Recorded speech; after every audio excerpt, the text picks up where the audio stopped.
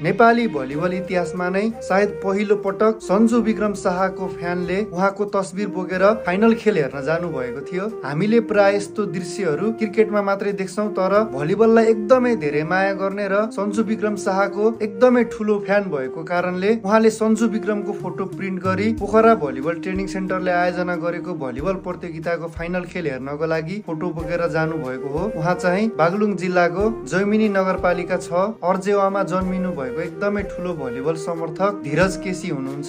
सन्जु विक्रम शाह दाइले त्यो फोटोमा उहाँलाई अटोग्राफ पनि दिनु भएको छ। सन्जु विक्रम शाह नेपाली भलिबल जगतमा एकदमै धेरै रुचाइएको चर्चित भलिबल खेलाडी हुनुहुन्छ। स्याङ्जा जिल्लामा जन्मिनु भएको सन्जु विक्रम शाह गण्डकी प्रदेश भलिबलको टिम क्याप्टेन पनि हुनुहुन्छ र साथै नेपालको राष्ट्रिय टिमबाट पनि खेलिसक्नु भएको छ। उहाँले नेपालबाट बीच भलिबल पनि खेलिसक्नु भएको छ।